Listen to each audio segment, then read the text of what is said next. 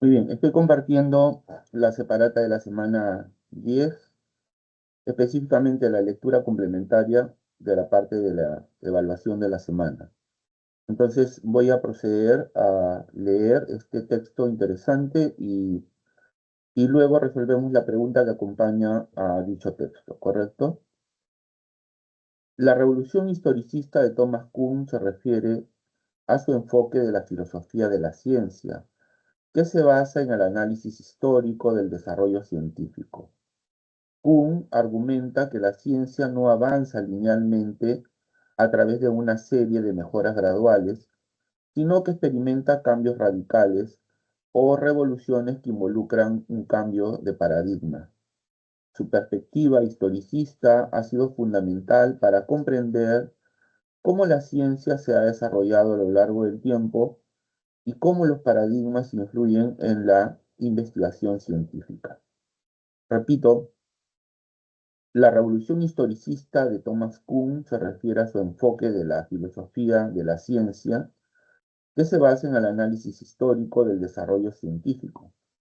Kuhn argumenta que la ciencia no avanza linealmente a través de una serie de mejoras graduales, sino que experimenta cambios radicales o revoluciones que involucran un cambio de paradigma.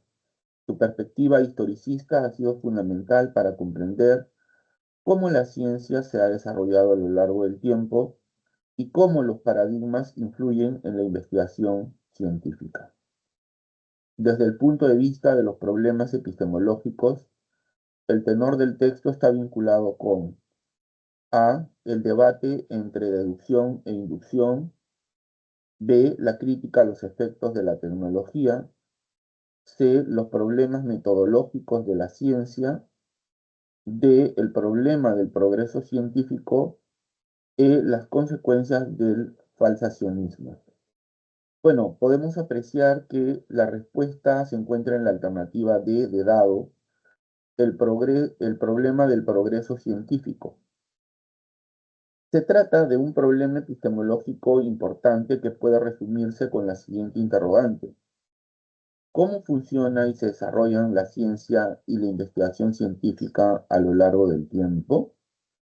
Bueno, este problema del progreso científico eh, es uno de los problemas cruciales de de la epistemología, de la epistemología contemporánea. Eh, por ejemplo, al respecto, se sabe que para algunos filósofos, como es el caso de los miembros del Círculo de Viena, que desarrollaron la filosofía del neopositivismo, y también para Popper, hay progreso en la ciencia, ¿no? Sin embargo, para Thomas Kuhn, no hay progreso, por lo menos tal como lo entienden sus colegas del Círculo de Viena y el mismo Popper, ¿no? No hay progreso en la ciencia, solo hay un cambio de paradigmas, ¿no? La ciencia avanza, pero mediante la sustitución de un paradigma por otro. Efectivamente, tal como se manifiesta en la lectura, la ciencia, según Kuhn, no avanza linealmente a través de una serie de mejoras graduales, sino que lo hace mediante cambios radicales, mediante cambios bruscos, o mejor, mediante revoluciones, ¿no? Que involucran, como ya dije, un cambio de paradigma.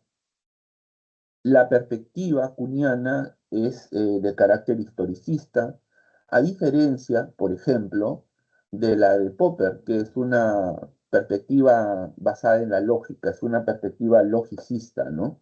Como sabemos, para Popper basta con encontrar un contraejemplo para que eh, una teoría deje de ser científica.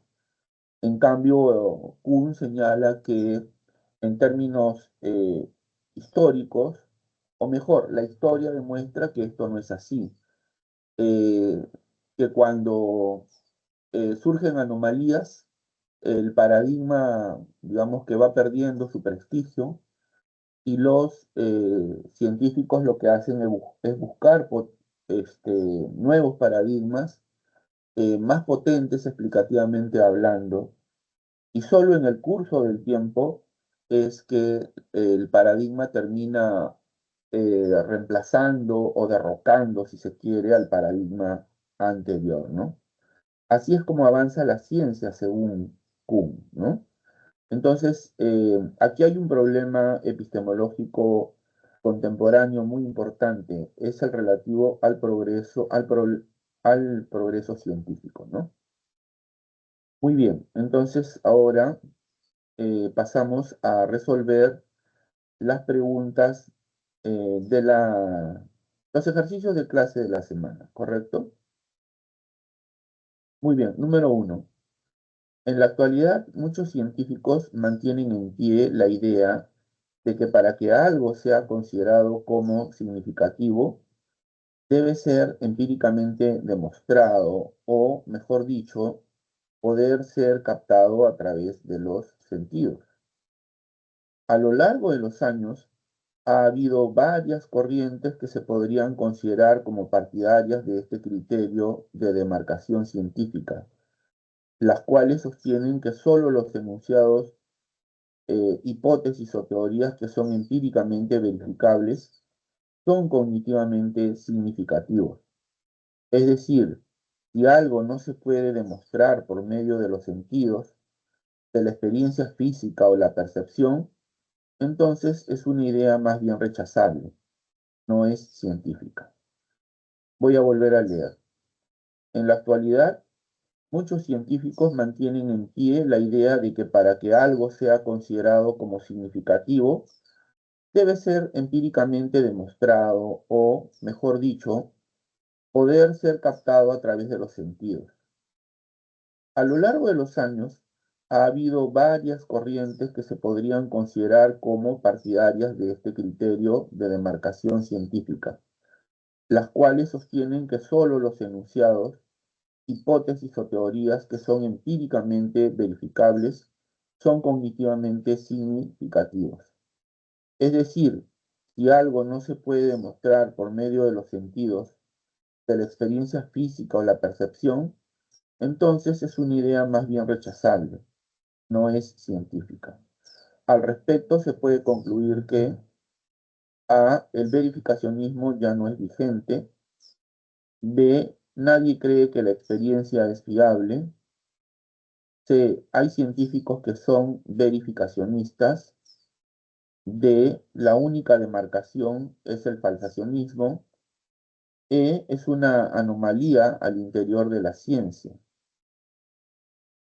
La respuesta se encuentra en la alternativa C. Hay científicos que son verificacionistas. Veamos la solución.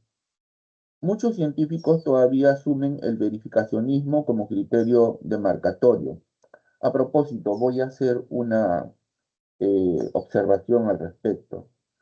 El, el verificacionismo es un criterio para determinar la cientificidad de las teorías, ¿no? O sea, es un criterio que nos permite saber cuándo una teoría es científica y cuándo tiene carácter pseudocientífico, ¿no?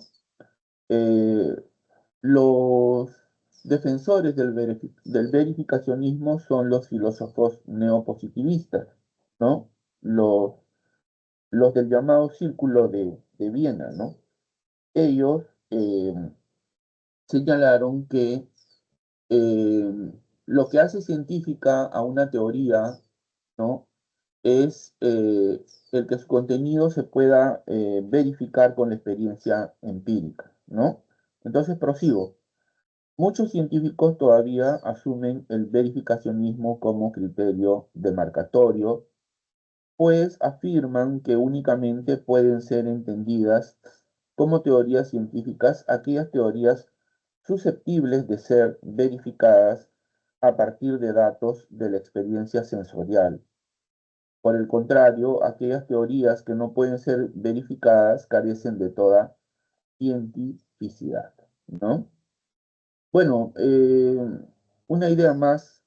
Como sabemos, Popper que es un filósofo cercano al Círculo de Viena, pero un crítico también de sus propuestas, estaba en desacuerdo con este criterio de cientificidad. Sabido es que Popper propone la falsación como método demarcatorio de la ciencia, ¿no? Eh, bueno, en el enunciado hay, creo yo, varios elementos que nos permiten llegar a la respuesta, ¿no? Por ejemplo, dice, ¿no? En la actualidad muchos científicos mantienen en pie la idea de que para que algo sea considerado como significativo, debe ser empíricamente demostrado, ¿no? Ya ahí tienen una idea clave, ¿no? Luego dice, a lo largo de los años ha habido varias corrientes que se podrían considerar como partidarias de este criterio de demarcación científica, las cuales sostienen que solo los enunciados, que son empíricamente verificables, son significativos, ¿no? Bueno, entonces creo que hay elementos de sobra para llegar a la respuesta, ¿no? Eh, ¿Qué más podemos decir? Bueno, Popper estaba en desacuerdo con este criterio porque, según él, nunca a partir de un número significativo de observaciones, de casos, ¿no?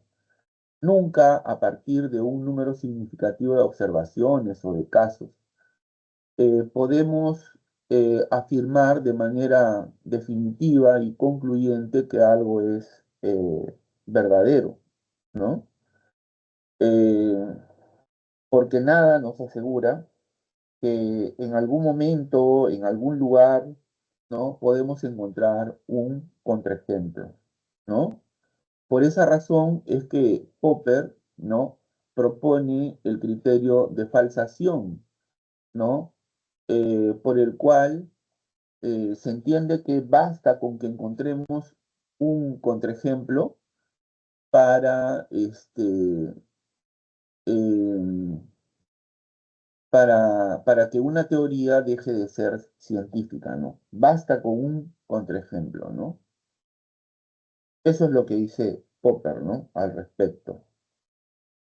Muy bien, vamos con la segunda pregunta. El austriaco Sigmund Freud es considerado fundador del psicoanálisis. Él consideraba que los acontecimientos de nuestra infancia determinan nuestra vida adulta, moldeando nuestra personalidad, y aseguraba que sus postulados formaban la base de la ciencia de la psicología que, para él, era una ciencia natural y exacta. Los defensores de su teoría hicieron poco por revisarla, aduciendo que era eficaz, que la teoría del psicoanálisis puede ser comprobada científicamente y carece de fallas. Además, destacan que tiene una influencia enorme en la cultura occidental, a pesar de todas las críticas, y que cuenta con muchos adeptos en todo el mundo. Voy a volver a leer.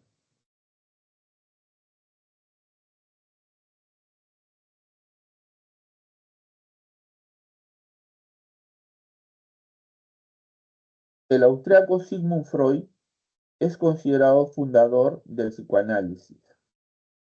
Él consideraba que los acontecimientos de nuestra infancia determinan nuestra vida adulta, moldeando nuestra personalidad, y aseguraba que sus postulados formaban la base de la ciencia de la psicología que, para él, era una ciencia natural y exacta.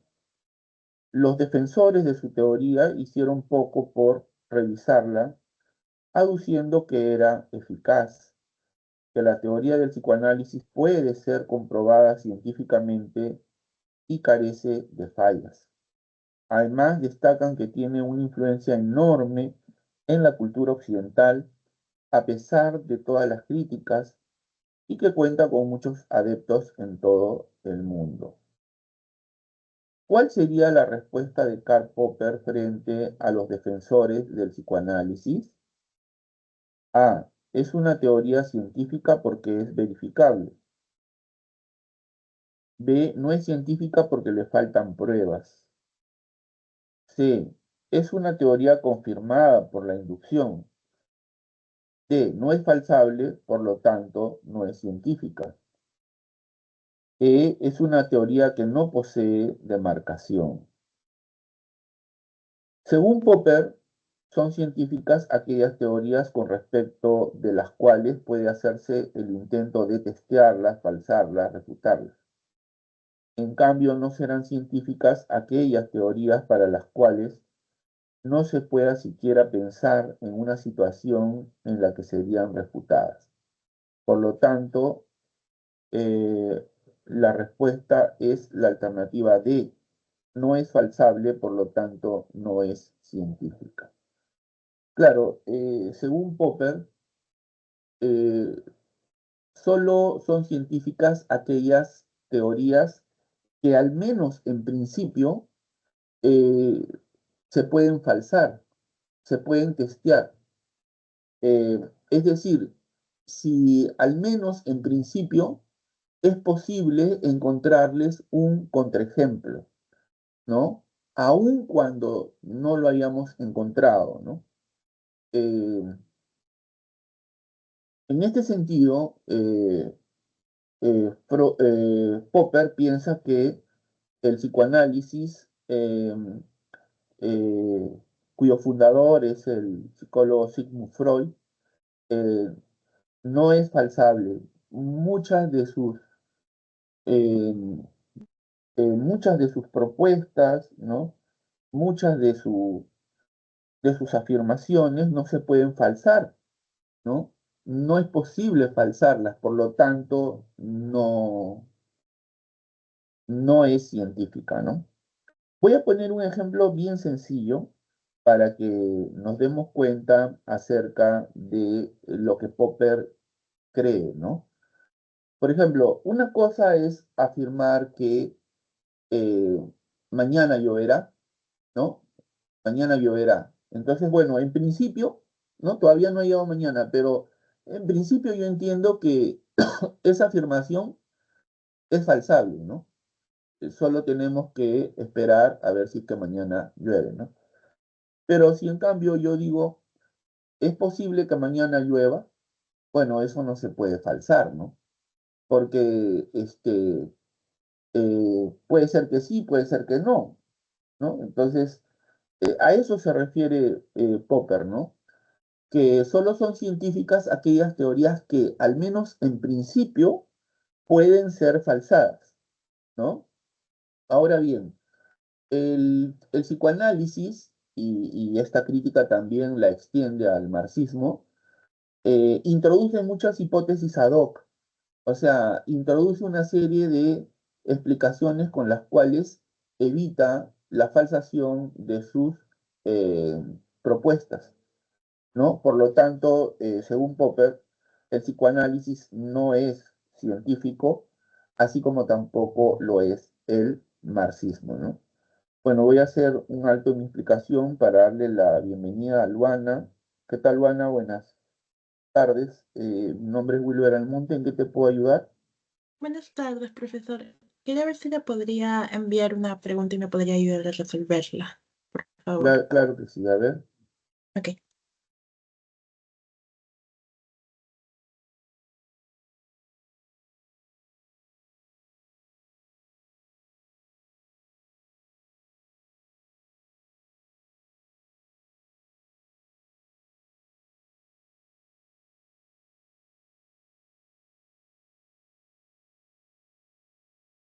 Ya le envié, profesor. ok. Repito, por favor.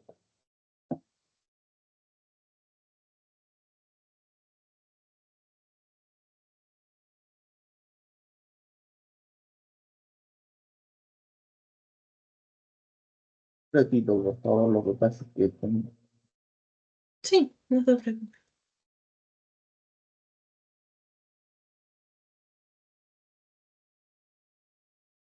A ver, dice, pensar que las argumentaciones expuestas por el doctor Sigmund Freud, principal representante del psicoanálisis, son válidas, resulta del todo injustificable, puesto que sus razonamientos retóricos son propios de un embustero y charlatán idealista, aferrado a creencias típicas de su estatus social. De acuerdo con el pasaje expuesto, identifica el tipo de falacia que se comete. A ver, otra vez. Pensar que las argumentaciones expuestas por el doctor Sigmund Freud, principal representante del psicoanálisis, son válidas, resulta del todo injustificable, puesto que sus razonamientos retóricos son propios de un embustero y charlatán idealista aferrado a creencias típicas de su estatus social. De acuerdo con el pasaje expuesto, identifica el tipo de falacia que se comete. Bueno, a todas luces, la falacia que se comete ahí es la falacia ad hominem, ¿no? La falacia ad hominem se comete cuando en lugar de refutar las afirmaciones, en este caso de Sigmund Freud, ¿no? O sea, en lugar de refutar las afirmaciones de una persona, nos dedicamos a descalificar a esta, o sea, a la persona, ¿no? En este caso a la persona del doctor Sigmund Freud, ¿no? Lo, lo descalificamos por sus defectos físicos, por sus defectos morales, qué sé yo, ¿no? Entonces, en eso consiste la falacia ad hominem, que es la falacia contra el hombre. Repito una vez más, se trata de una falacia ad hominem porque en lugar de refutar a la persona, los argumentos de la persona, descalificamos a la persona, no sus argumentos, ¿no? Descalificamos a la persona por sus defectos físicos, morales, qué sé yo, ¿no? ¿Se entendió, Luana? Sí, profesor. A ver, hay otra pregunta que dice, lea el siguiente texto y determine la falacia en la que incurre. A ver, dice, tú puedes cargar el televisor porque está hecho de partes pequeñas y livianas. Por lo tanto, el televisor debe ser pequeño y liviano. A ver, tú puedes cargar el televisor porque está hecho de partes pequeñas y livianas. Por lo tanto, el televisor debe ser pequeño y liviano. ¿Acá te han dado la respuesta o no te han dado la respuesta? Ah, sí, dame un minutito. Me dicen que es la decomposición. Ah, lo que pasa es que bueno, nosotros no trabajamos ese tipo de falacia, ¿no? Pero sí, ya antes habían puesto falacias como de este tipo, ¿no? A ver, vamos a ver en qué consiste. La falacia de composición consiste en asumir que lo que es cierto para las partes de un todo también lo es para el todo en sí mismo. ¿Me dejo entender? Repito, O sea, que la falacia de composición consiste en asumir que lo que es cierto para las partes de un todo también lo es para el todo en sí mismo. Mira lo que dice el argumento. Tú puedes cargar el televisor porque está hecho de partes pequeñas y livianas. ¿Me entiendes? Entonces, acá estamos asumiendo que porque las partes de las que está hecha el televisor son partes y livianas, entonces el todo, que es el televisor, también es liviano. ¿Se entendió? sí, ¿No? En eso consiste la falacia de composición. Vuelvo a leer, ¿ya? La falacia de ok. composición es un error de razonamiento que consiste en asumir que lo que es cierto para las partes de un todo, también lo es para el todo en sí mismo. ¿Se entendió? Sí, profesor. Sería como las cosas que conforman algo, sería el resultado también final de la cosa en sí. Claro, así es. Ok, gracias, profesor. No sé si tienes alguna otra pregunta en que más te puedo ayudar. No, profesor, por el momento no. Gracias.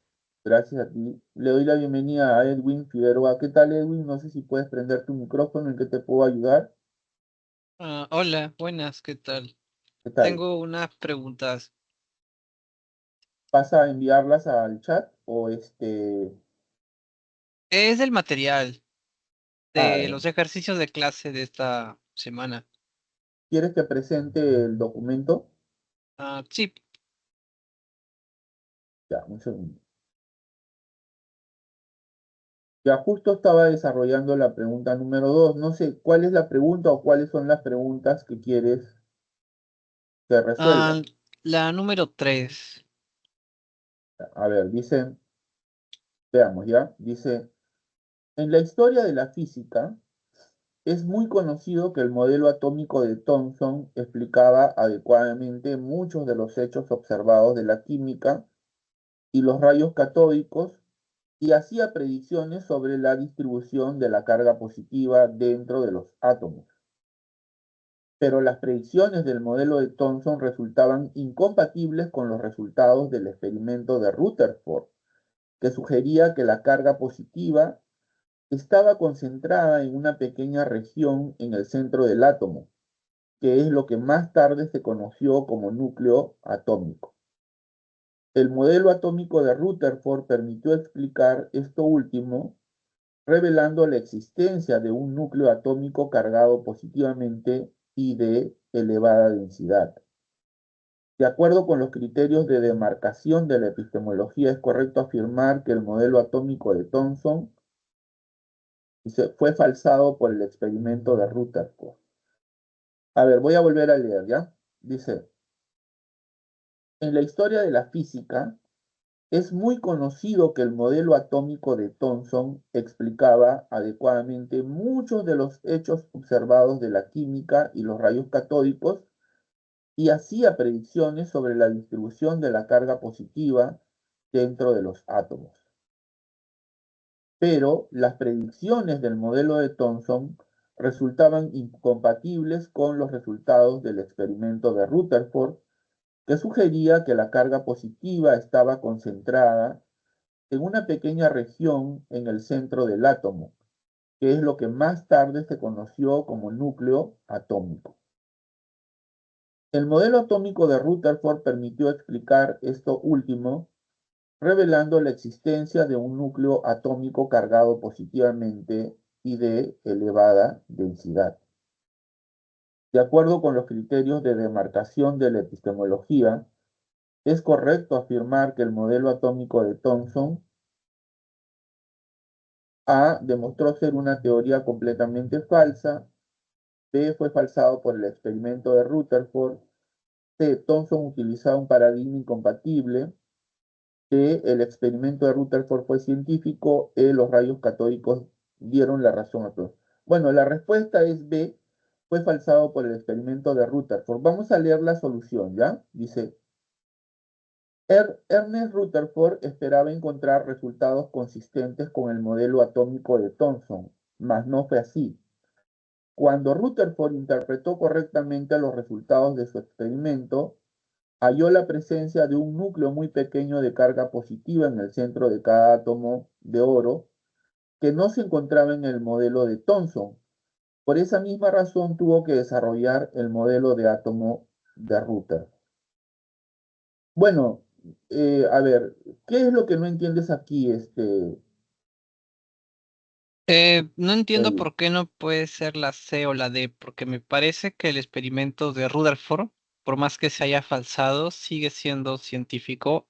Y bueno, entiendo, o bueno, supongo que Thomson y Rutherford son parte de modelos o de paradigmas incompatibles, porque en un paradigma está el centro del átomo y en el otro caso no. Entonces, un poco eso como que pienso que puede ser la C o la D, o por qué no podrían ser.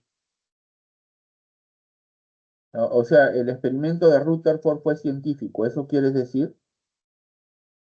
Sí, Pero No, pues porque no se sigue eso no se sigue del enunciado, ¿no? Eso no se sigue, ¿no? No se sigue del enunciado, o sea, la D se descarta, ¿no? Porque no se sigue del enunciado, ¿no? No te están, digamos, eh, los elementos que hay en el enunciado, los elementos que conforman el enunciado no te llevan a esa respuesta. No puede ser la alternativa D. Ya, ese es para ir desechando, ¿no? Ahora, mira, yo creo que hay que leer con detenimiento el enunciado porque además de largo, de extenso, o sea, como que es un tanto complejo, ¿no? Mira, dice, es muy conocido que el modelo atómico de Thomson explicaba adecuadamente muchos de los hechos, ¿no? Pero las predicciones del modelo de Thomson resultaban incompatibles con los resultados del experimento de Rutherford, ¿no? Resultaban incompatibles con los con los resultados del experimento de Rutherford, que sugería que la carga positiva estaba concentrada en una pequeña región en el centro del átomo, que es lo que más tarde se conoció como núcleo atómico. El modelo atómico de Rutherford permitió explicar esto último, ¿no? O sea, mira, el modelo atómico de Rutherford permitió explicar esto último, revelando la existencia de un núcleo atómico cargado positivamente y de elevada densidad, ¿no? De acuerdo con los criterios de demarcación de la epistemología, es correcto afirmar que el modelo atómico de Thomson fue falsado por el experimento de Rutherford. Claro, fue falsado porque el experimento de Rutherford negó lo que el experimento o el modelo de Thomson proponía. ¿Me entiendes? Sí, Eh, entiendo. falsar significa, eh, digamos, encontrar un contraejemplo, ¿no? Tú afirmas algo y en lugar de probar ese algo, en lugar, como hacían los, los filósofos del Círculo de Viena, los neopositivistas, ¿no? Ellos decían que el método de la ciencia debía ser el verificacionismo, que consiste en eh, eh, verificar que el contenido de una teoría, verificar empíricamente que el contenido de una teoría se corresponda con los hechos, ¿no? O sea, por ejemplo, si decimos todos los cisnes son blancos, entonces yo verifico ese enunciado, ¿no? En la realidad. A ver, veo un cisne blanco, dos cisnes blancos, tres cisnes blancos, y así. Entonces reúno un número significativo de casos y entonces puedo, sí, todos los cisnes son blancos. Pero Popper decía que no. Popper decía que nunca a partir de la observación de datos, ¿no? Acá está su crítica a la inducción, ¿no? A la inducción, podemos afirmar de manera definitiva y concluyente, ¿no? Que algo es verdadero.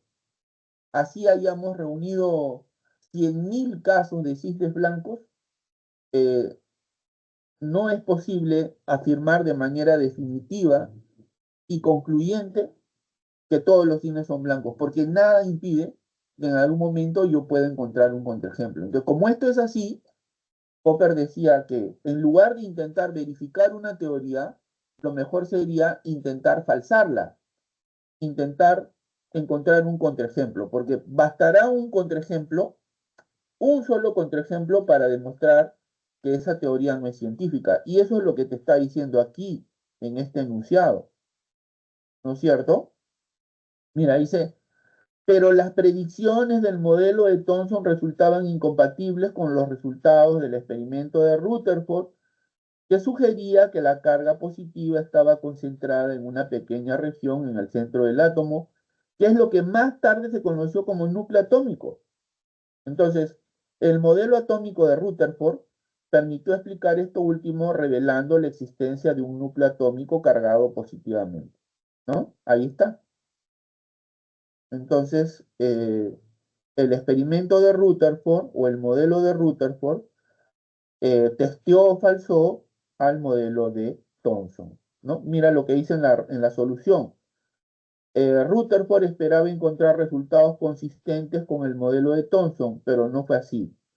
Cuando Rutherford interpretó correctamente los resultados de su experimento, halló la presencia de un núcleo muy pequeño de carga positiva en el centro de cada átomo de oro que no se encontraba, o sea, el modelo de Thomson no hablaba de un núcleo pequeño de carga positiva en el centro de cada átomo, ¿no?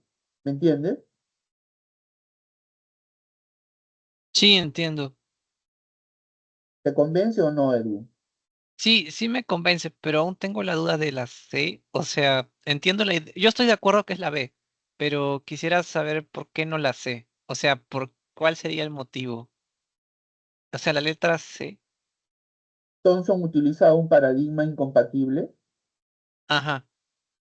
No, porque la idea de paradigmas no la veo aquí, porque, o sea, lo que plantea Kuhn es que en el que la ciencia no progresa, ¿no? O sea, Kuhn dice no hay progreso en la ciencia, por lo menos no hay progreso de la manera como lo entendían los positivistas, los neopositivistas, ni tampoco Popper, ¿no? No hay eso, ¿no? No hay progreso, porque la idea de progreso supone, este, ¿cómo se dice? La idea de progreso supone eh, hacer pequeños cambios, pequeñas modificaciones, ¿no? Supone que hay acumulación de conocimientos, o sea que el conocimiento se incrementa. Acá no se ve esa idea. Por otro lado, Kuhn decía que eh, la ciencia avanza, pero mediante saltos bruscos, a través de revoluciones científicas. Y acá no se está hablando de una revolución científica, ¿o sí? Una revolución científica, pues puede ser, qué sé yo, ¿no? El cambio de paradigma del geocéntrico al heliocéntrico. Ese es un cambio de paradigma. Kuhn dice que la ciencia avanza mediante saltos bruscos, mediante revoluciones científicas que suponen la sustitución de un paradigma por otro. Pero acá no se ve, en esa pregunta al menos no se ve que haya una revolución científica, ¿no? Una revolución científica ha sido, como ya te dije, ¿no? El paso del paradigma geocéntrico al heliocéntrico. Esa es una revolución científica, por ejemplo. ¿Me entiendes, Edwin? Sí, sí. Ya ahora sí lo tengo clarísimo. Sí. Ya veo la Mm, diferencia clara. Muy bien, me alegra. Para servirte siempre, no sé cuál es tu otra pregunta. Sí, la otra pregunta sobre la última pregunta, la 8 Ya, a ver, vamos de a. tecnologías blandas y ENSCAP. He descartado la A, la C y la E, pero estoy entre la B y la D porque, digo, creo que no tengo tan en claro la diferencia entre ciencia aplicada, me parece haberlo leído en alguna parte, y la Ya. tecnología. O sea, entiendo por el texto que la tecnología crea productos y satisface necesidades sociales, pero a la vez también entiendo que el desarrollo tecnológico, digo, se ha salido del alcance de las ciencias porque leo que se refiere a educación, a marketing, estadística, o sea, veo que está fuera de las ciencias también, me parece que puede ser la B o la D. A ver, ¿qué te parece si leemos el enunciado? ¿Te parece? Sí, A ver, dice Ernst Kapp, considerado uno de los fundadores de la filosofía de la tecnología, vio que las tecnologías blandas, en las que su producto no es un objeto tangible, tangible quiere decir concreto, ¿no? Que se pueda tocar, eso, pretenden mejorar el funcionamiento de las instituciones u organizaciones para el cumplimiento de sus objetivos. Dichas organizaciones pueden ser empresas industriales, comerciales o de servicio institucional, con o sin fines de lucro, etcétera, ¿no? Entre las ramas de las denominadas tecnologías blandas se destacan la educación, en lo que respecta al proceso de enseñanza, la organización, la administración, la contabilidad y las operaciones, la logística de producción, el marketing y la estadística, la psicología de las relaciones humanas y del trabajo y el desarrollo de software. En el pensamiento de Kapp, una idea destacable es, a ver, voy a volver a leer, ¿ya? Ernst Kapp, considerado uno de los fundadores de la filosofía de la tecnología, vio que las tecnologías blandas, aquellas en las que su producto no es un objeto tangible, o sea, concreto, ¿no? Que se pueda ver, tocar, medir, ¿no? Pretenden mejorar el funcionamiento de las instituciones u organizaciones para el cumplimiento de sus objetivos. Dichas organizaciones pueden ser empresas industriales, comerciales o de servicio institucional, con o sin fines de lucro. Entre las ramas de las denominadas tecnologías blandas se destacan la educación, en lo que respecta al proceso de enseñanza, la organización, la administración, la contabilidad y las operaciones, la logística de producción, el marketing y la estadística, la psicología de las relaciones humanas y el trabajo y el desarrollo de software. En el pensamiento de Kapp, una idea destacable es B. La tecnología crea productos y satisface necesidades sociales. A ver, veamos la respuesta. La tecnología crea productos y satisface necesidades sociales. Se enfoca en la aplicación práctica de estos conocimientos para crear productos, servicios o procesos que resuelven problemas o satisfacen necesidades.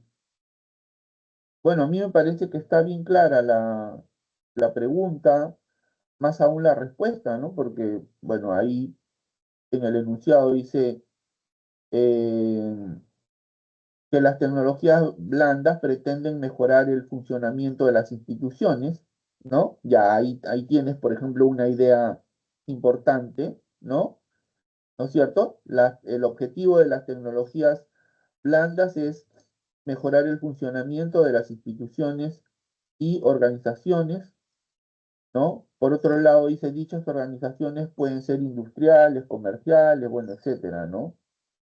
Y luego dice, entre las ramas de las tecnologías blandas está la educación, bueno, entonces me parece que la idea importante es la que está arriba, ¿no? Dice, eh, las tecnologías blandas pretenden mejorar el funcionamiento de las instituciones u organizaciones, con lo cual se está dando cuenta, ¿no?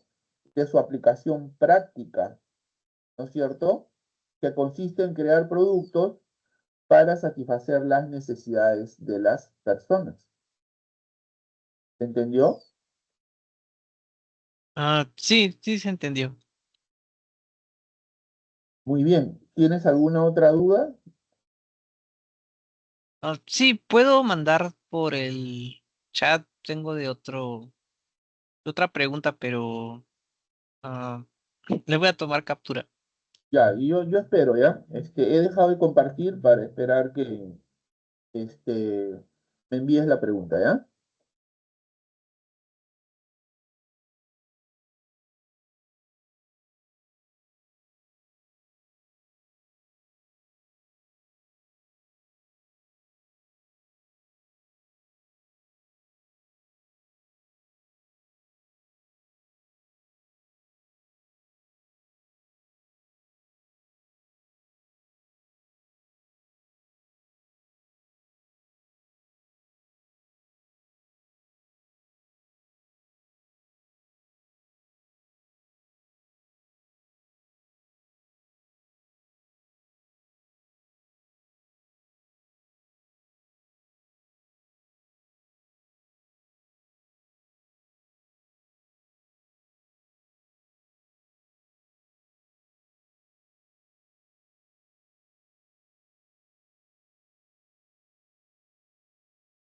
Edwin, dame 20 segundos, por favor.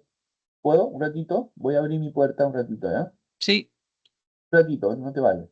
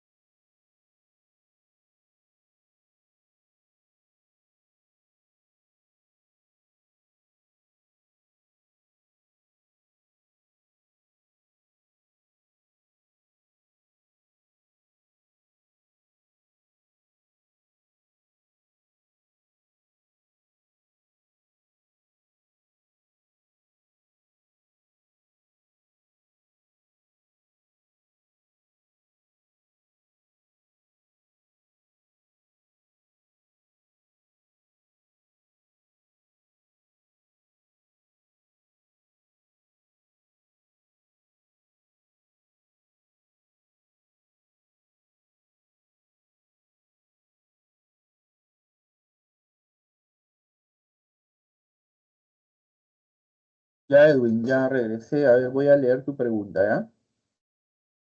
¿Me escuchas, no? sí, Edwin, ya.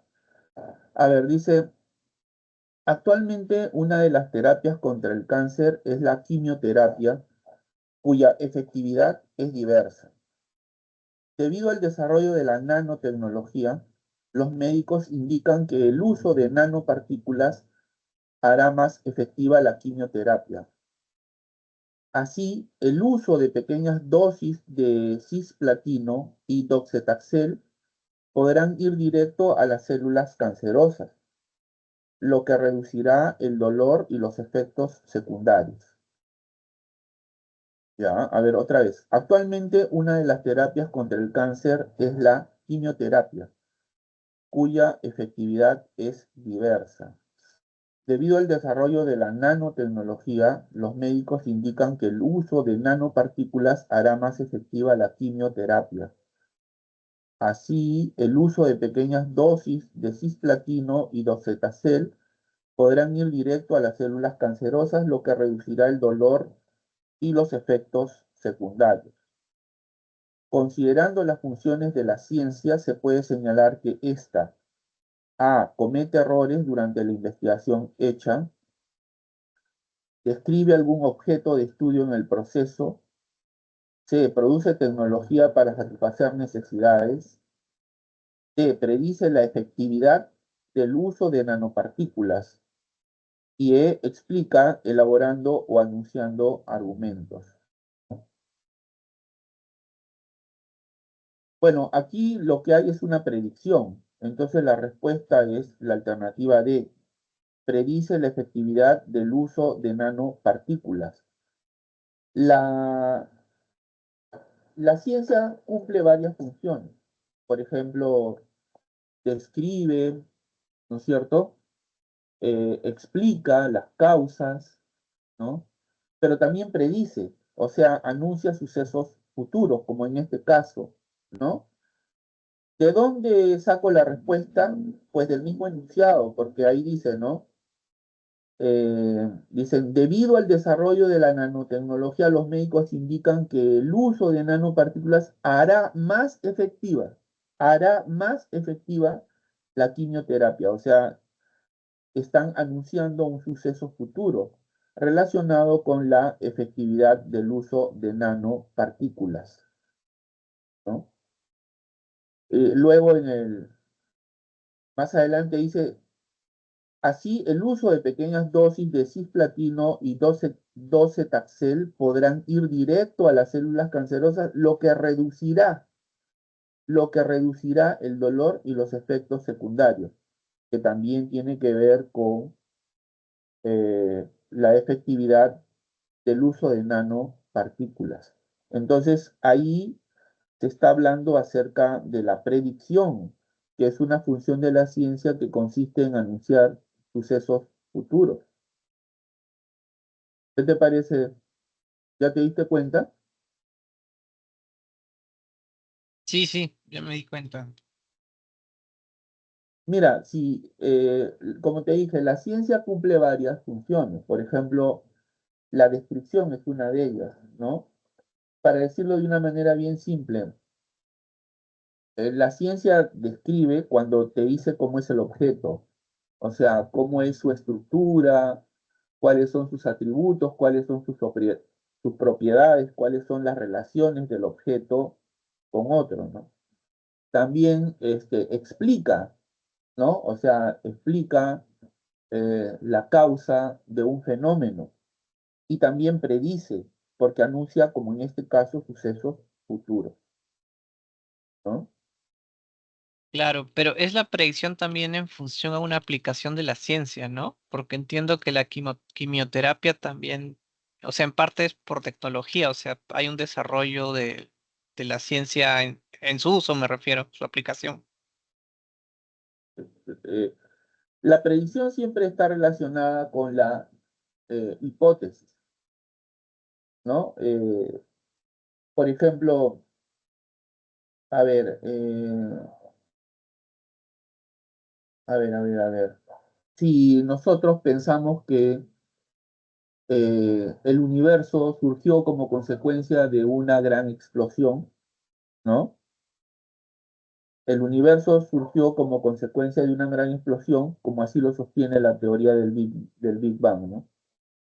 Entonces podemos predecir que el universo se está expandiendo, ¿no? Porque la explosión genera que eh, toda la materia de la que está hecha el universo, eh, digamos, se libera y se dirige en diferentes direcciones, o sea, se expande, ¿no? De ahí puedo predecir la expansión del universo. Por ejemplo, si yo sostengo que lo que provocó la extinción de los dinosaurios fue el choque de un meteorito contra la Tierra, entonces, a partir de esa hipótesis, yo puedo predecir que en los restos fósiles, ¿no? En los restos de dinosaurios, debe haber iridio. ¿Por qué iridio? Porque el iridio se sabe que es un mineral que es raro en la Tierra, pero que sin embargo está presente significativamente en la composición de los meteoritos.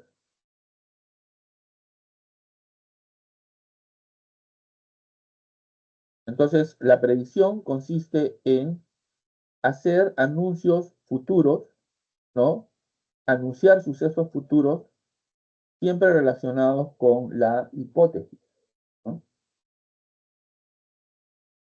¿Se entendió, Edwin? Sí, ya lo tengo claro, gracias. Muy bien, no sé si quieres que te ayude con otra pregunta. Ah, no, por el momento esas eran todas las preguntas. Gracias. No, gracias a ti. Te doy la bienvenida a Doris. ¿Qué tal, Doris? Buenas tardes. ¿En qué te puedo ayudar?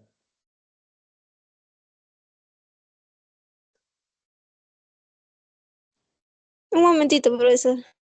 Sí, claro, te espero.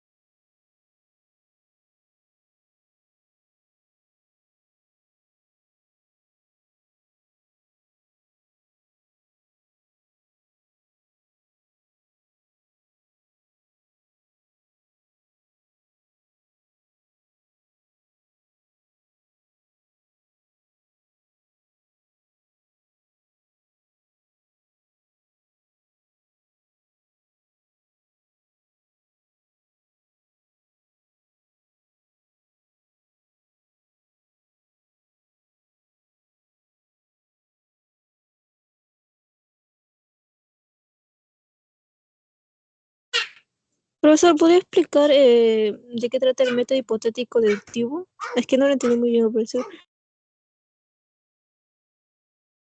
El método hipotético deductivo de Popper. Ya, claro.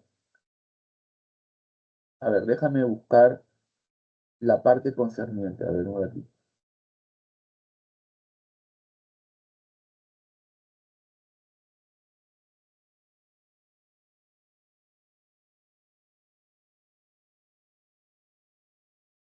Voy a compartir la separata de la semana 10. Voy a leer la parte concerniente al método hipotético deductivo y te voy explicando, ¿te parece?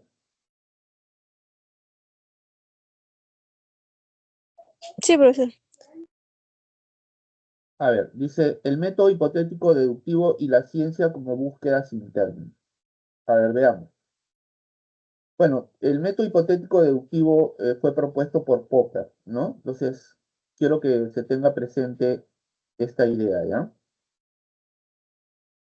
Para Popper no está justificada la inferencia inductiva. O sea, la inferencia inductiva consiste en partir de la observación de casos para concluir algo, ¿no? En eso consiste la inferencia inductiva, ¿no? En partir de la observación de casos para concluir algo, ¿no? Entonces, para Popper no está justificada la inferencia inductiva, ni siquiera si tenemos como base un gran número de casos semejantes. A ver, te explico. Voy a poner un ejemplo sencillo para que sea fácil de entender, ¿no? Popper dice que eh, nunca a partir de la observación de ciertos casos podemos afirmar de manera definitiva y absoluta una verdad. Por ejemplo, si el enunciado es todos los cisnes son blancos, entonces yo observo un cisne blanco, observo 10 cisnes blancos, observo 1000 cisnes blancos, observo 100.000 cisnes blancos, ¿ya? Entonces, para los partidarios del inductivismo, eh, la observación de un número significativo de casos de cisnes blancos me permiten afirmar que todos los cisnes son blancos, ¿ya? Eh, Basta con observar un número significativo de cisnes blancos para afirmar que todos los cisnes son blancos, ¿no? Popper no está de acuerdo con esa afirmación porque dice eh, nunca a partir de la observación de ciertos casos, por más que hayamos observado un número significativo de los mismos, nos permite afirmar de manera definitiva y concluyente que todos los cisnes son blancos, porque nada me asegura que en algún momento, en algún lugar, podemos encontrar un contraejemplo, ¿no? Sigo leyendo. Y no sirve de nada que reformulemos la inferencia inductiva señalando que ésta no alcanza una validez estricta, sino cierto grado de seguridad o probabilidad, pues igualmente este camino conduce a una regresión infinita. Quiere decir que la lógica inductiva no proporciona un rasgo discriminador apropiado del carácter empírico, no metafísico de un sistema teórico. Por ejemplo, afirma Popper que por muchas observaciones que tengamos de metales dilatándose, no puede haber garantía lógico-deductiva de que alguna muestra de metal no pueda contraerse en alguna ocasión al ser calentada. Repito, por ejemplo, afirma Popper que por muchas observaciones que tengamos de metales dilatándose, no puede haber garantía lógico-deductiva de que alguna muestra de metal no pueda contraerse en alguna ocasión al ser calentada. Claro, o sea, Popper está en contra de esta idea defendida por los filósofos neopositivistas, por aquellos que conformaron el Círculo de Viena, de que este, para demostrar la cientificidad de una teoría, basta con reunir un número significativo de casos, o sea, recurrir a la experiencia empírica, ¿no? Encontramos un número significativo de casos, ¿no? Observamos un número significativo de casos y a partir de ahí, ¿no? Determinamos la cientificidad de una teoría, ¿no? Popper no está de acuerdo con eso, ¿no?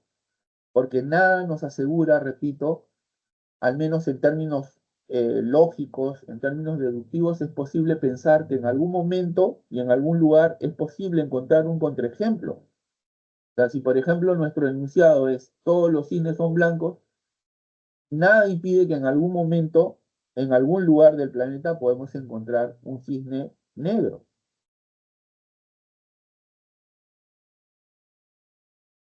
En realidad, de acuerdo con Popper, la ciencia siempre se ha servido de un método hipotético deductivo basado en conjeturas y refutaciones. Así, los enunciados observacionales no son la base que nos lleva a las verdades científicas, sino que sirven como contraejemplos para intentar refutar las teorías, no para verificarlas. O sea, lo que Popper está diciendo ahí, de que el método más adecuado no consiste, no consiste en buscar que confirmar nuestra hipótesis, sino más bien al contrario, ¿no? Lo que tenemos que hacer es buscar un contraejemplo que refute nuestra teoría. Si la hipótesis resiste los intentos de falsación, entonces es científica, ¿no? Pero si no resiste los intentos de falsación, entonces eh, demostramos que esa teoría no es científica. Y lo que tenemos que hacer es buscar nuevas hipótesis. O sea, la ciencia avanza así, ¿no? Mediante la formulación de hipótesis. De ahí el título de su libro, ¿no? Búsqueda sin término, ¿no? Con esto, todas las explicaciones científicas deben concebirse como incompletas, ya que siempre será posible cuestionarlas y corregirlas. En otras palabras, lo que Popper dice es que la ciencia avanza por ensayo y error, ¿no? Hay una búsqueda sin término en la ciencia, ¿no? Esta es la razón de que la evolución de la física, la química, la biología y demás ciencias aparezca como un proceso sin fin de correcciones y aproximaciones mejores. Inclusive, llega a sostener Popper que este método hipotético deductivo no solamente es característico de las ciencias empíricas, sino de toda discusión racional, filosofía, ciencias sociales, en tanto que, ante todo, debe predominar la enunciación clara de los propios problemas y el examen crítico de las diversas soluciones propuestas, ¿no? O sea, lo que Popper, vuelvo a repetir, sostiene es eh, que el método hipotético deductivo es el más apropiado en la ciencia, ¿no? Es el método más apropiado, no solamente en la ciencia, sino también en la filosofía y en las ciencias sociales, ¿no? Eso es lo que dice Popper. No sé si te resultó claro, Doris, ahora lo tienes más claro. Sí, profesor, yo lo entiendo. Muchas gracias. Muy bien, no sé si tienes alguna otra pregunta con toda confianza.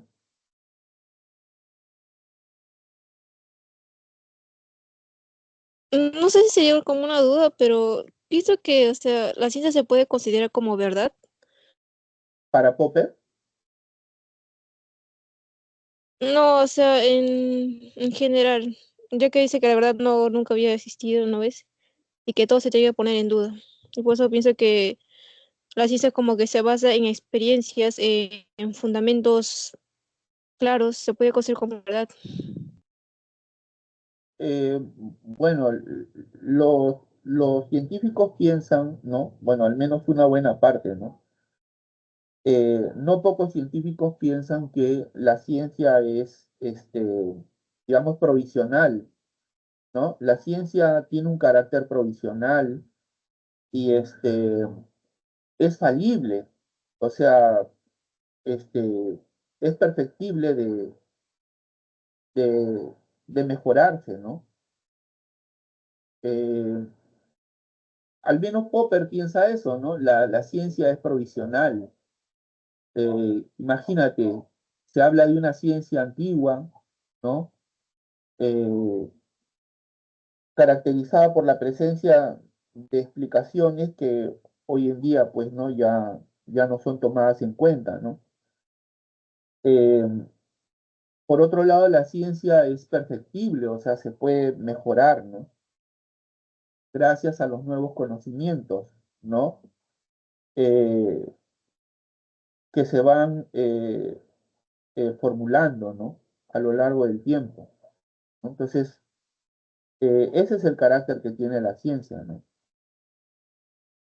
Ahora, por ejemplo, para Popper, la verdad es solo un ideal regulativo, ¿no? O sea, la ciencia, digamos, eh, o perdón, la verdad, quiero decir, es un ideal que regula nuestro comportamiento, ¿no? Es como si, por ejemplo, pensáramos en un alpinista que quiere llegar a la cima de una montaña, ¿no? La, la cima de la montaña representa la verdad, ¿no? Y hacia ella nos vamos aproximando, aun cuando no podamos llegar nunca a la cima, ¿no? Pero nos vamos aproximando, ¿no? ¿Me entiendes? Es simplemente un ideal, ¿no? ¿Entiendes? Sí, profesor. Muy bien. Le doy la bienvenida a Melanie y también a Clever. No sé cuáles son tus preguntas, en qué los puedo ayudar.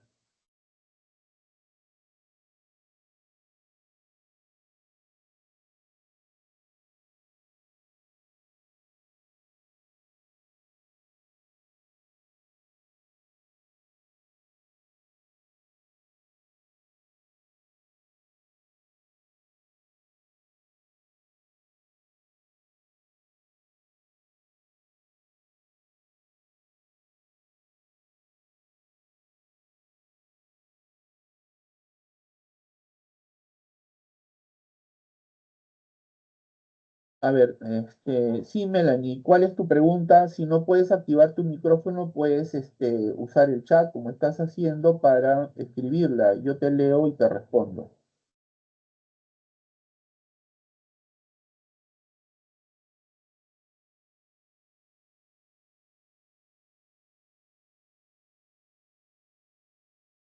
Igual, Clever, no sé si puedes prender tu micrófono. Si no puedes hacerlo, puedes escribirme la pregunta al chat, yo la leo y te respondo, ¿no?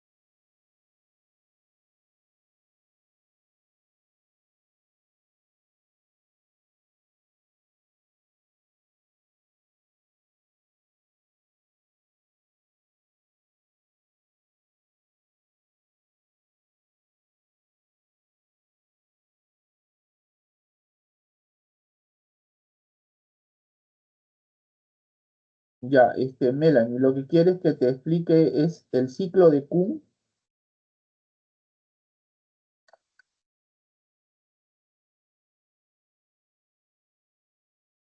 o sea, los planteamientos de Kuhn, ¿no?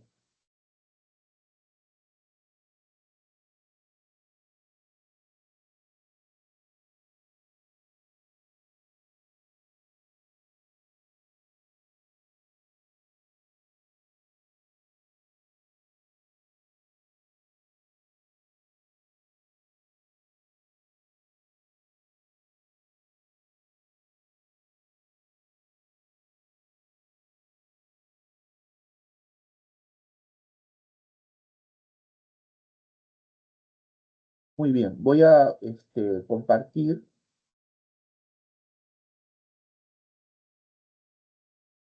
A ver, un ratito, por favor.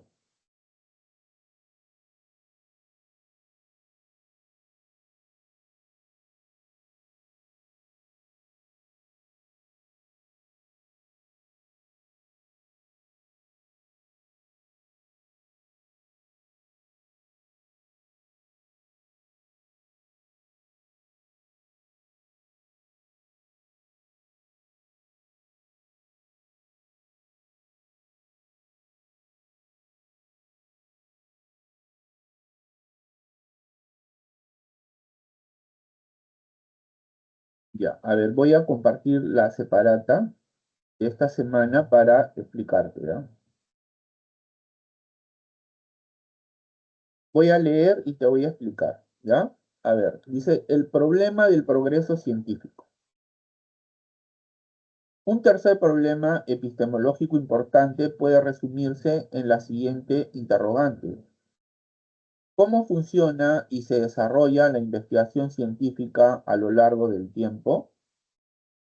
Anteriormente se ha podido notar cómo el Círculo de Viena y Popper, pese a las importantes diferencias que mantuvieron entre sí, coincidieron en defender la idea de que el conocimiento científico se perfecciona y amplía a lo largo de la historia.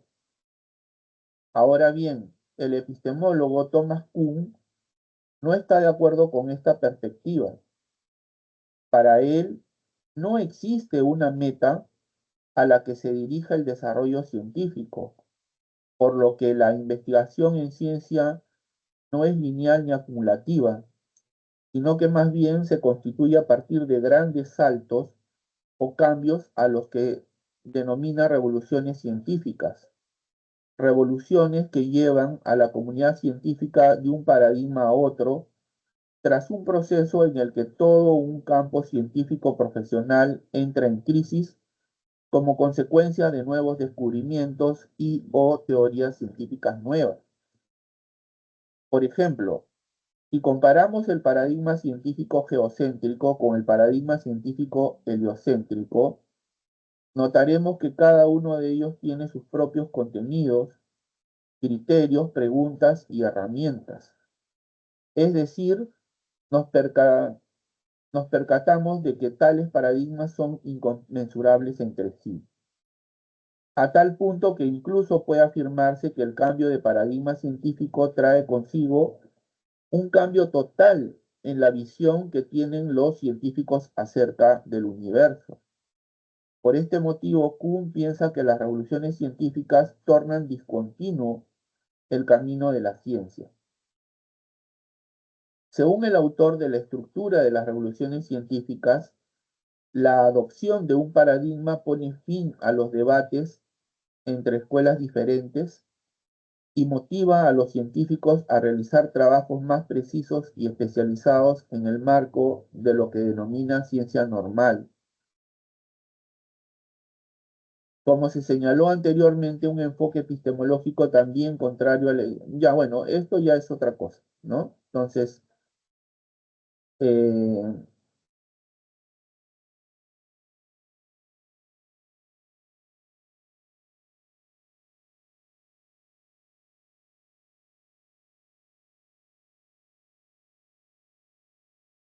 bueno, aquí lo que Kuhn dice es de que la ciencia o el avance de la ciencia no es lineal, ¿no? No es lineal. Eh, tampoco es acumulativo, ¿no? El avance de la ciencia no implica la acumulación de conocimientos, ¿no? Tal como lo entendían Popper y los miembros del Círculo de Viena, ¿no? Popper no está de acuerdo con esa perspectiva, ¿no? Para él no existe una meta a la que se dirija el desarrollo científico, ¿no? O sea, esa meta es el progreso, ¿no? El progreso. O sea, para él no hay progreso, ¿no? ¿Es cierto? ¿Cómo avanza la ciencia según Kuhn? Kuhn dice que la ciencia avanza mediante saltos bruscos, mediante revoluciones científicas, ¿no? Que implican la sustitución de un paradigma a otro paradigma. Los paradigmas, según Kuhn, son guías orientadoras, son guías que orientan el trabajo que realiza la comunidad científica, ¿no? Ahora bien, el paradigma no solo implica una teoría, sino muchas otras cosas. Por ejemplo, un particular modo de ver el mundo, una lógica, un lenguaje. O sea, cada paradigma tiene su propio lenguaje, su propia terminología, su propia lógica, supone una visión propia de ver el mundo, etcétera, ¿no? Entonces, eh, eh, si comparamos el paradigma científico geocéntrico con el paradigma científico heliocéntrico, notamos que cada uno tiene sus propios criterios, sus propias herramientas, sus propios contenidos, su propio lenguaje, ¿no? ¿No es cierto? Eh, al punto de que podemos afirmar que el cambio de paradigma científico eh, trae consigo un cambio total en la visión del mundo, ¿no? ¿No es cierto? Un cambio total, ¿no? Por este motivo, Kuhn piensa que las revoluciones científicas tornan discontinuo el camino de la ciencia, ¿no? O sea, la ciencia no avanza de manera lineal, como afirmaba Popper, como afirmaban los filósofos del Círculo de Viena. Para él, la ciencia no es continua, sino más bien discontinua. Hay una ruptura, ¿no? En ella, ¿no? Ahora bien, según Kuhn, en la ciencia encontramos tres fases, ¿no? Tres fases. Bueno, acá se explican, ¿no? Precientífica, normal, ciencia revolucionaria. En la precientífica se recolectan datos sobre la realidad sin un plan definido. Varias teorías científicas compiten sin que una prevalezca, ¿no? Ciencia normal. Aquí una teoría científica prevalece sobre las demás y es aceptada por la comunidad de científicos, ¿no? Pero aquí en la ciencia normal aparecen anomalías, aparecen problemas, ¿no? Hay un momento en el que aparecen problemas, anomalías, ¿no? Es decir, anomalías que la teoría vigente, la que es aceptada en este momento, eh, no puede explicar, ¿no? No puede explicar. Entonces, cuando aparecen estas anomalías, la comunidad de científicos empieza a buscar nuevos paradigmas. Y aquí lo dice, ¿no? Ciencia revolucionaria. Cuando se alcanza un nivel intolerable de anomalías, el paradigma vigente entra en crisis, ¿no? Y compite con nuevas teorías, claro, porque los científicos, ¿no? Buscan nuevas explicaciones, nuevas teorías, ¿no? Que, que expliquen todo lo anterior que explicaba el paradigma vigente y aquello que ahora no puede explicar, o sea, las anomalías que han surgido, ¿no? Entonces, solo en el curso del tiempo es que un paradigma derroca a otro, ¿no? El paradigma que ha demostrado ser más potente, explicativamente hablando, más potente porque puede explicar todo lo anterior que explicaba el paradigma vigente y las anomalías que ya no puede explicar. Entonces, ese paradigma, ¿no es cierto?, termina derrocando, termina sustituyendo al paradigma anterior, ¿no? Así es como avanza la ciencia según Kuhn, ¿correcto?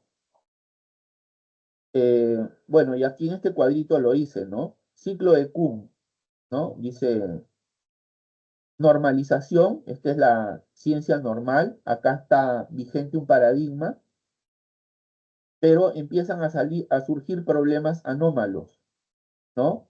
Por ejemplo, te voy a poner un ejemplo, ¿no? Ciencia normal, está vigente el paradigma geocéntrico que sostiene que la Tierra es el centro del universo, ¿no?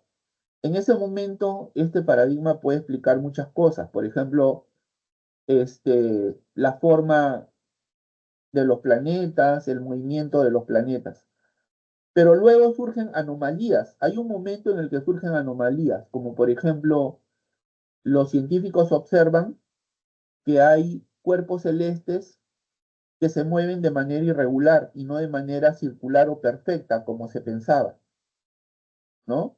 Entonces, cuando las anomalías alcanzan un nivel intolerable, entonces se produce una crisis del paradigma, ¿no? Cuando se produce la crisis del paradigma, ¿no es cierto? Entonces, eh, los científicos buscan nuevos paradigmas que expliquen todo lo anterior, incluso esas anomalías, ¿no? Si encuentran un paradigma suficientemente potente que pueda explicar todo lo que el paradigma anterior explicaba, más las anomalías, entonces en el curso del tiempo ese paradigma, ¿no? Debido a su potencia explicativa, derroca o sustituye al paradigma anterior, produciéndose así una revolución científica que supone un cambio de paradigma, ¿no? Un cambio de paradigma, ¿correcto? Ahora bien, los paradigmas son inconmensurables. ¿Qué significa eso? Significa que los paradigmas no se pueden comparar, ¿no? No se pueden comparar. Cada paradigma tiene sus propias características, sus propias peculiaridades. No comparten entre sí criterios comunes. No comparten entre sí criterios comunes, razón por la que no se pueden comparar, ¿correcto? Este, es como si nosotros quisiéramos comparar, por ejemplo, voy a poner un ejemplo muy sencillo, muy trivial, obviamente, solo para fines didácticos. Es como si en términos futbolísticos quisiéramos comparar a Pelé, el gran futbolista brasileño, con Maradona, ¿no? Bueno, alguien diría, no, no se puede comparar porque jugaron en épocas distintas, ¿no? Donde los esquemas futbolísticos eran diferentes, ¿no? O sea, eso quiere decir, los paradigmas son inconmensurables, no se pueden comparar. ¿Por qué? Porque no comparten criterios comunes que permitan realizar la comparación. Para hacer una comparación, eh, los objetos que son comparados tendrían que compartir ciertos criterios, pero en este caso no existe. Por eso no se puede hacer la comparación. ¿Correcto? Muy bien. Entonces, Melanie, no sé si te satisfizo mi explicación. Eso es lo que te puedo decir sobre el ciclo de Kuhn. A ver, escríbeme, por favor. Si hay alguna duda, me dices. Ok, gracias por tu presencia. Le doy la bienvenida a Sebastián. No sé si puedes prender tu micrófono para hacerme las preguntas que desees. Igual, Clever, estoy esperando que me hagas la pregunta.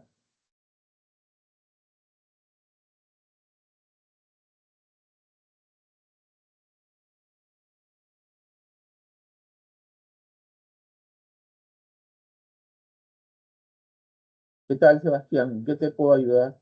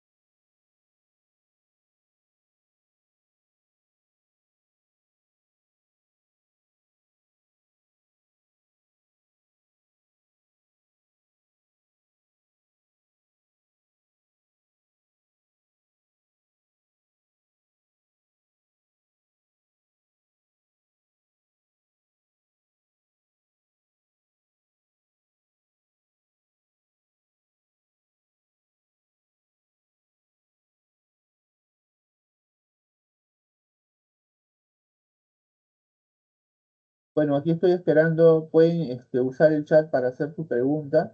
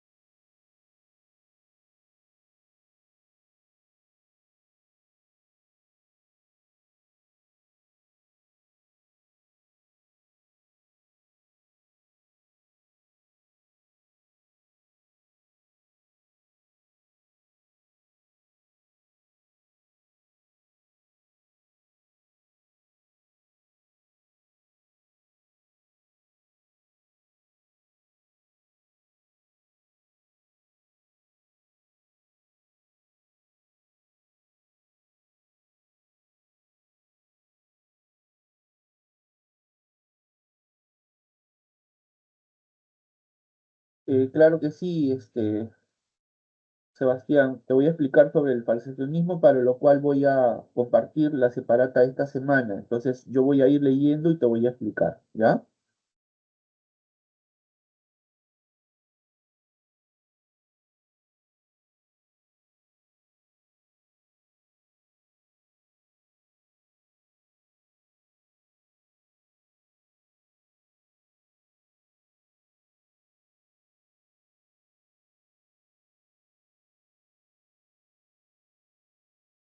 El falsacionismo. Popper rechazó el verificacionismo como criterio de demarcación. A ver, vamos a detenernos ahí un momentito para explicar qué cosa es el verificacionismo como criterio de demarcación. Empecemos con criterio de demarcación. En la ciencia se han propuesto diferentes métodos para saber cuándo una teoría es científica y cuándo es pseudocientífica. A eso se llama criterio de demarcación, ¿no? Un método para saber cuándo una teoría es científica y cuándo no lo es. El verificacionismo es el método, o sea, es el criterio de demarcación que propusieron en su momento los filósofos del Círculo de Viena, los filósofos neopositivistas, ¿no? Ese criterio sostiene que eh, eh, una teoría es científica cuando su contenido se puede verificar, se puede comprobar en la experiencia, ¿no? Voy a poner un ejemplo sencillo, ¿ya? No voy a poner una teoría, pero sí un enunciado científico. Por ejemplo, todos los cisnes son blancos, ¿no? Para saber si ese enunciado es científico, según el verificacionismo, entonces tenemos que remitirnos a la experiencia. ¿no? Observamos un cisne blanco, varios cisnes blancos, ¿no? Reúno una cantidad significativa de observaciones acerca de cisnes blancos y entonces puedo afirmar, ahí sí, ¿no? Que todos los cisnes son blancos. El verificacionismo consiste en eso, ¿no? Pero Popper rechazó el verificacionismo como criterio de demarcación. ¿Por qué? Porque consideró que no cumple con el objetivo principal de establecer una clara línea divisoria entre ciencia y no ciencia. Por el contrario, sostuvo que el hecho de coincidir con el énfasis del círculo en los datos sensoriales como fundamento de la investigación científica incluso puede llevarnos a colocar más cerca de las pseudociencias que puede llevarnos a colocar más cerca de las pseudociencias que de las ciencias a teorías científicas como la teoría de la relatividad. Ello debido a que cuando esta fue formulada por Einstein, no tuvo una inmediata corroboración empírica. Es decir, no cumplió inicialmente con el criterio de la verificabilidad. Claro, es que hay teorías que de manera inmediata no se pueden verificar. De hecho, ¿no? Hay aspectos de teorías científicas que solo han podido ser verificadas o comprobadas mucho tiempo después, ¿no? Mucho tiempo después. Eh, por ejemplo, esta idea de Einstein de que un rayo de luz se curva en las proximidades del Sol, solo pudo ser comprobada o verificada muchos años después, décadas después, ¿no? De la formulación de la teoría de la relatividad. Entonces, inicialmente, como esta teoría no cumple con lo que establece el criterio de verificación, entonces podemos pensar que es una teoría pseudocientífica, cuando no lo es, ¿no? Por lo anterior, el autor de la lógica de la investigación científica defiende el falsacionismo o refutacionismo como criterio de demarcación. Según él, son científicas aquellas teorías con respecto a las cuales puede hacerse el intento de testearlas, falsarlas o refutarlas. O sea, para él, nunca a partir de observaciones, por mucho que hayamos reunido un número significativo de las mismas, nos permiten afirmar de manera definitiva y concluyente que algo es verdadero. Por ejemplo, todos los cines son blancos. Bueno, reúno un número significativo de observaciones y puedo afirmar que todos los cines son blancos. Eso es lo que afirmaban los partidarios del verificacionismo, con los cuales Popper está en desacuerdo. Popper dice, nunca a partir de un número significativo de observaciones puedo decir o afirmar de manera concluyente y definitiva una verdad, porque nada me asegura que en algún momento puedo encontrar un contraejemplo, ¿no? Entonces, Popper dice que más bien hay que proceder al contrario. En lugar de intentar verificar una teoría, lo que conviene mejor es intentar encontrar un contraejemplo, ¿no? O sea, en lugar de encontrar un número significativo de cisnes blancos, lo que hacemos es buscar un contraejemplo, o sea, un cisne de otro color, ¿no? Bastará con encontrar un solo contraejemplo para que esa teoría no sea científica, ¿no? En cambio, no serán científicas aquellas teorías para las cuales no se pueda siquiera pensar en una situación en la que serían refutadas. A ver, esto nos lleva a otra situación.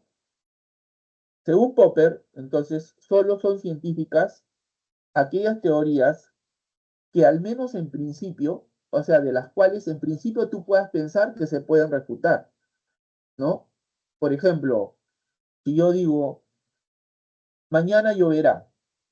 Ah, bueno, claro, yo puedo pensar, pues que sí, en principio esa teoría se puede refutar, ¿no es cierto? Esperaremos a mañana a ver qué pasa, ¿no?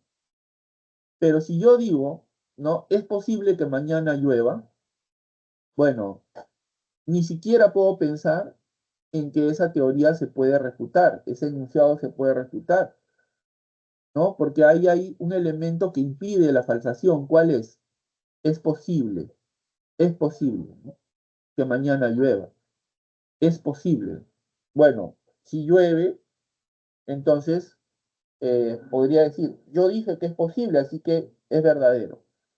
Pero si no llueve, también puedo decir lo mismo, que es verdadero, porque yo dije es posible, ¿no?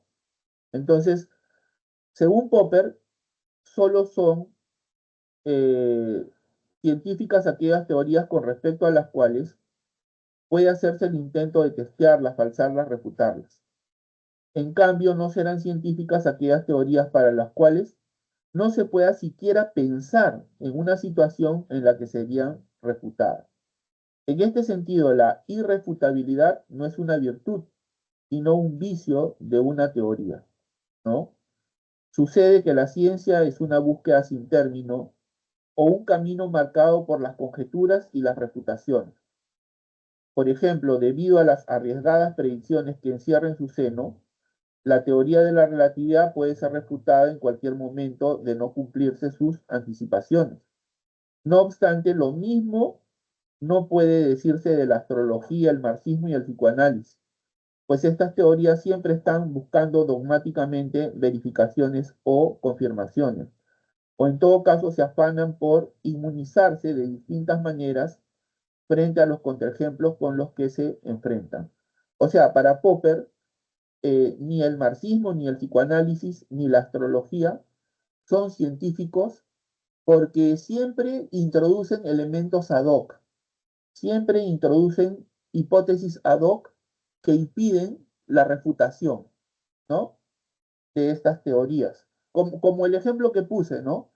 Es posible que mañana llueva. Bueno, yo no puedo pensar en refutar ese enunciado, porque ese elemento ad hoc es posible que mañana llueva, ya impide la refutación. Es muy distinto si yo dijera, mañana va a llover. Ah, bueno, eso sí, pues, ¿no? Se puede refutar. Esperaremos a mañana a ver qué pasa, ¿no es cierto?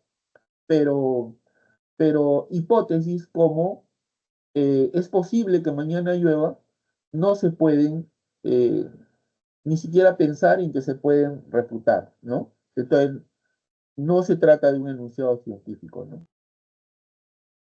Muy bien, eso es lo que te puedo decir, Sebastián, al respecto. No sé si está clara la explicación o te queda todavía alguna duda.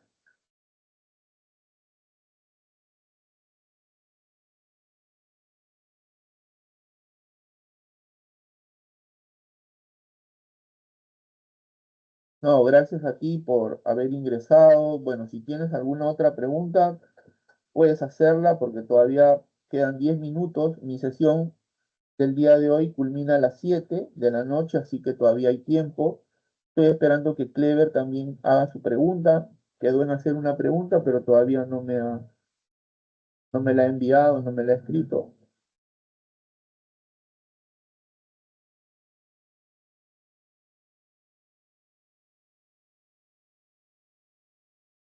Bueno, como es la primera vez que Sebastián ingresa a este servicio de consultas, quería informarle que mi nombre es Wilber Almonte, yo soy profesor de filosofía y estoy a cargo del servicio de consultas académicas del curso de filosofía en el horario de las tardes. Mi horario de atención en los días martes de 3 a 5 y los días jueves, como hoy, de 5 de la tarde a 7 de la noche, así que en ese horario pueden ingresar para hacer sus preguntas.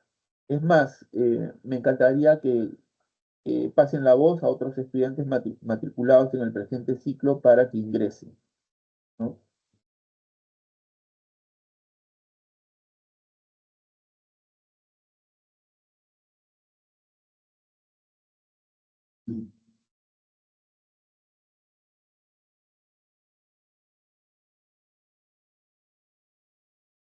¿Hay alguna otra pregunta? Clever, Sebastián.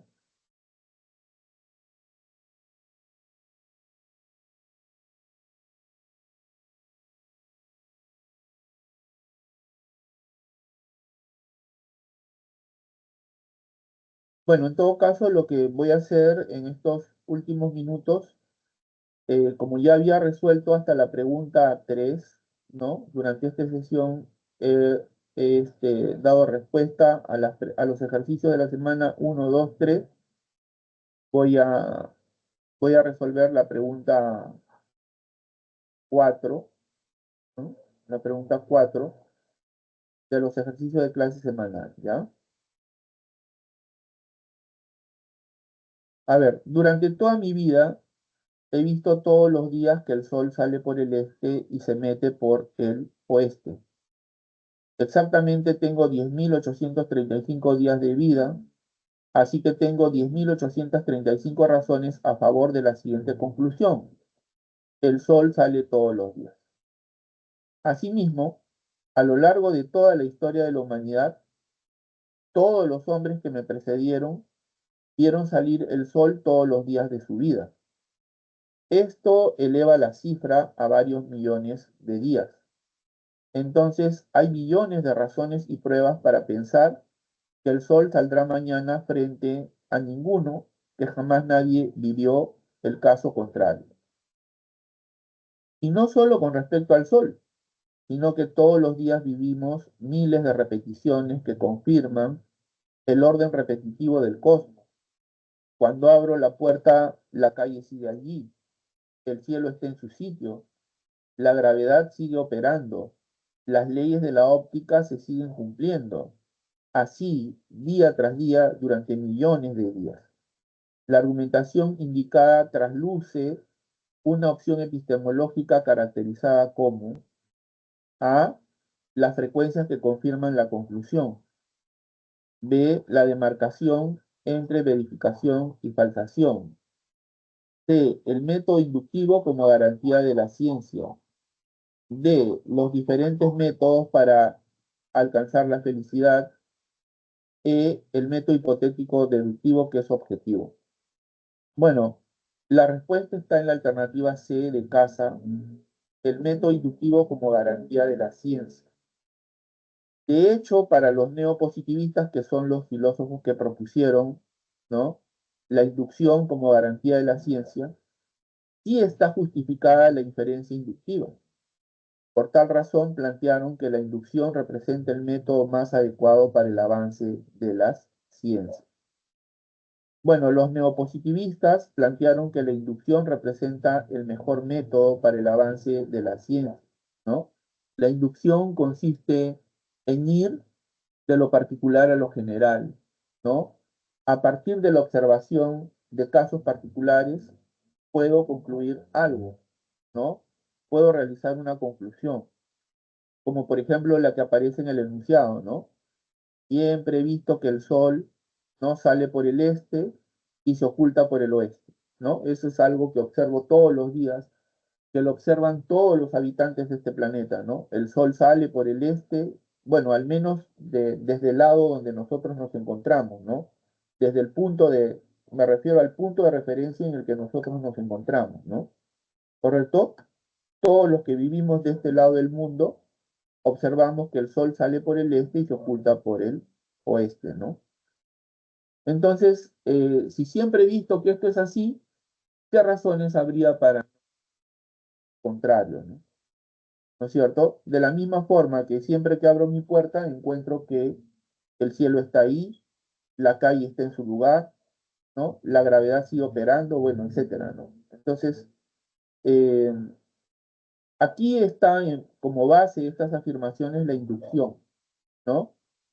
Pero ya sabemos que hay filósofos que tienen una perspectiva contraria. Por ejemplo, Popper. Popper critica la inducción como base de la ciencia, ¿no? Porque como ya dije, Popper dice que nunca, a partir de la observación de ciertos casos, por más significativo que sea el número de observaciones de esos casos, me va a permitir hacer conclusiones definitivas y concluyentes. Nunca, ¿no? O sea, nunca porque yo he visto siempre que los cisnes son blancos, puedo decir todos los cisnes son blancos, porque nada impide que en algún momento, en algún lugar, encontremos un cisne de un color diferente, ¿no? ¿No? Entonces, Popper critica la inducción como base de la ciencia, ¿no? O de progreso de la ciencia.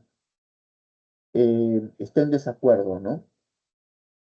Con base en su crítica a la inducción es que él propone su método demarcatorio, que es la falsación y que ya he explicado anteriormente, ¿no?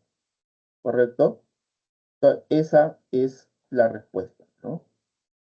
A ver, queda tiempo para una pregunta más. Vamos a hacer la pregunta 5.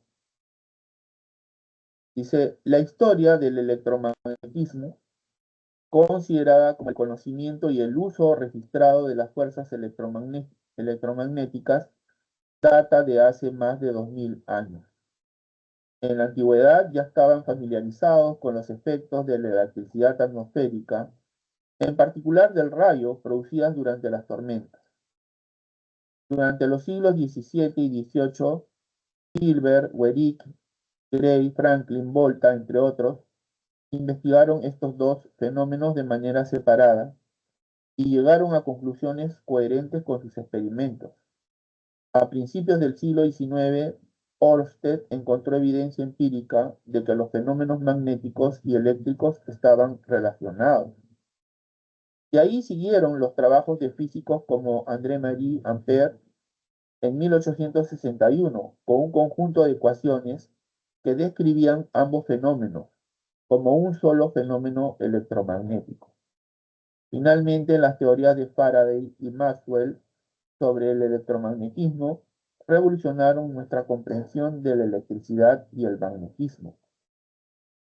En relación con el problema del progreso científico, la historia del electromagnetismo nos revela a saltos inconsistentes entre uno y otro aporte, b una continuidad en el desarrollo de la ciencia, c contradicciones y antagonismos metodológicos, d discontinuidades entre la comunidad científica, que cada científico tiene su propio.